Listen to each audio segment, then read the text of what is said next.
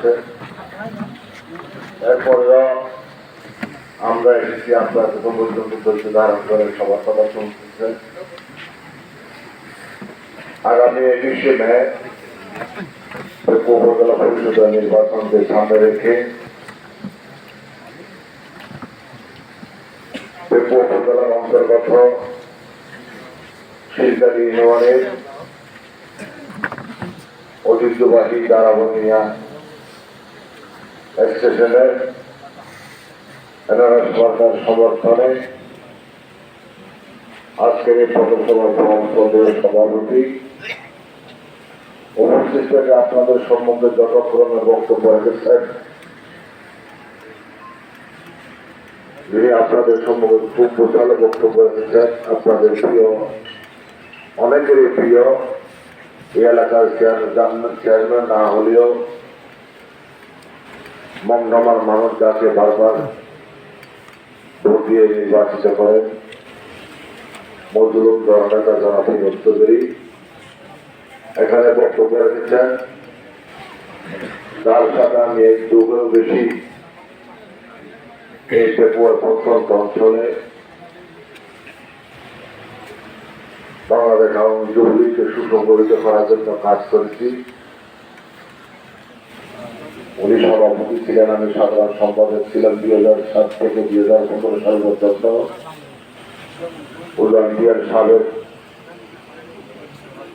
Chairman জনাব শহীদুল ইসলাম চৌধুরী এখানে বক্তব্য রাখেছেন। আপনাদের এই এলাকার এই ইউনিয়নের বর্তমান আওয়ামী লীগের সভাপতি জনাব আসাদ চৌধুরী বক্তব্য রেখেছেন। যথাক্রমে এই ইউনিয়নের সাবেক তথ্য সংগঠন আওয়ামী লীগের সভাপতি জনাব চক্রীয় রিজওয়ান হাজারী বক্তব্য রেখেছেন। আপনাদের পরিচিত সাবেক ছাত্রগাজী ছাত্র নেতা সুবক্তা, তার মেয়ের অহংকার, আমার অত্যন্ত প্রিয় জনাব কবিরুদ্দিন উপজেলা পরিষদের নির্বাচন। এই নির্বাচনে 2019 সালে আজকে যারা ঐতিহ্য হয়ে বঙ্গমার উদয়টিয়ার বর্তমান প্রফেসর আজকে আসে নাই, গতকাল বারাবাকিয়ার বাজারে বক্তব্য দিয়েছেন। রাজাখালী ইউনিয়ন পরিষদের বর্তমান চেয়ারম্যান বক্তব্য রেখেছেন। ওখানে অনেক নেতৃবৃন্দ বক্তব্য রেখেছেন। এখানে অনেক সহযোগী সংগঠনের নেতৃবৃন্দ এসেছেন। আপনারা জানেন আমি একটি রাজনৈতিক দলের সাথে সম্পৃক্ত। আমি একটি রাজনৈতিক দলকে ধারণ করে লালন করে পালন করি। বাংলাদেশ ছোটকাল থেকে বাংলাদেশ ছাত্রলীগের সাথে জড়িত ছিলাম। আমি পেপুয়া উপজেলা ছাত্রলীগের প্রতিষ্ঠাতা ছাত্রলীগের সাধারণ সম্পাদক ছিলাম। পর্যায়ক্রমে যুবলীগ করেছি, যুবলীগ থেকে আমাদের অর্থবাদ হয়েছিল, আর যুবলীগের সভাপতি হিসেবে দায়িত্বরত আছি। মধ্যখানে 2013 সালে আওয়ামী লীগের সম্মেলন হয়েছিল। সেই সম্মেলনে প্রত্যক্ষ ভোটের মাধ্যমে শুধু একটি ভোটের ব্যবধান আমি পরাজিত হয়েছিলাম। তাও গত যিনি সংসদ ছিলেন জাফর সাহেব তার কার্যকরীর কারণে আমি নির্বাচিত হইলেন। আমি এই কথাটা বলতে চেয়েছিলাম, ছোটকাল থেকে আল্লাহ আমাকে সবকিছু দিয়েছেন। আমি 18 বছর বয়সে পরিষদের জনপ্রতিনিধি ছিলাম। এই এলাকার ইউনিয়নের পরিষদ ইউনিয়নের এবং পরিষদের সম্মানিত চেয়ারম্যানগণ ঐক্যবদ্ধ হয়ে সবাই সেই দিন আমাকে বাংলাদেশের সর্বোচ্চ ভোট দিয়ে কক্সবাজার জেলা পরিষদের সদস্য নির্বাচিত করেছিলেন। এর চেয়ে আমি দক্ষিণের ছেলে, এর চেয়ে সভা আমার কিছু নাই।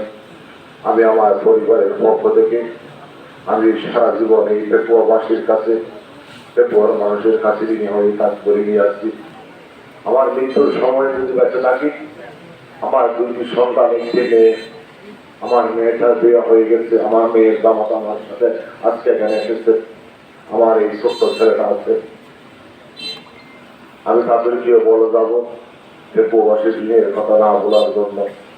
কারণ পেপুয়াবাসী সব সময় পেপুয়ার স্বাধীন মানুষ যে সময় দুঃসময় নিয়ে এসেছে আমার উপর তুফান শেষে দরজা শেষে সবসময় আমার পাশে এসে দাঁড়িয়েছে। না হলে গত 21 বছর সাজায় যে সাবেক জাফর এমপি ষড়যন্ত্র করে যে 21 বছর সাজা দিয়েছিলেন, সেই সাজা থেকে আমি রেহাই পাওয়া অন্তত পক্ষে আমাদের 10 বছর জেল থাকতে হতো। আমি 6 মাসের মাথায় আপনাদের মানববন্ধন, আপনাদের বিক্ষোভ, আপনাদের দোয়া, বিভিন্ন মসজিদের প্রার্থনায়, তিনখানায় প্রার্থনা, মানুষের সর্বস্তরের সর্বদলীয় মানুষের দোয়ার কারণে আমি আইনের লড়াইয়ের মাধ্যমে আপনাদের কাছে ফিরে এসেছি। প্রিয় উপস্থিতি, কথা বাড়াবো না।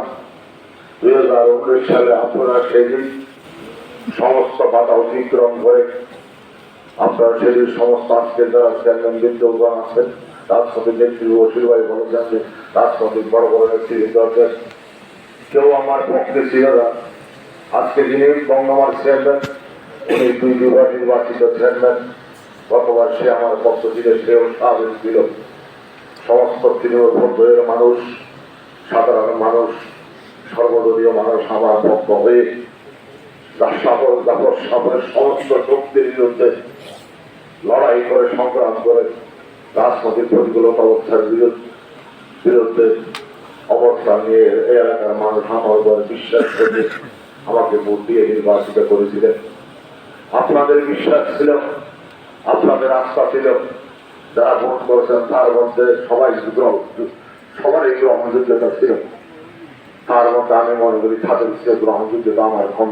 গ্রহণযোগ্যতা বলবো তার মধ্যে তাদের মধ্যে যে সফলতা, তাদের মধ্যে যে দূরদর্শিতা, তাদের মধ্যে যে ক্ষমতা আছে তার চেয়ে আমার কম ছিল। এরপর আপনারা দেখে নিয়ে বিপুল ভোটের ব্যবধানে, প্রায় 6-7 হাজার ভোটের ব্যবধানের মাধ্যমে আপনারা আমাকে ভোট দিয়ে নির্বাচিত করেছিলেন। আপনাদের বিশ্বাস ছিল, আস্থা ছিল, আপনাদের লক্ষ্য ছিল এই ছেলেটিকে ভোট দিলে দল বল নির্বিশেষে এলাকার মানুষ শান্তি থাকতে পারবে, রাস্তা করতে পারবে, কাজ করতে পারবে, সর্বদলীয়ভাবে সবার সাথে সমন্বয় করে এলাকাকে ত্বরান্বিত করার জন্য, গতিশীল করার জন্য কাজ করে যেতে পারবে। সে আশা রেখে আপনারা আমাকে ভোট দিয়েছিলেন।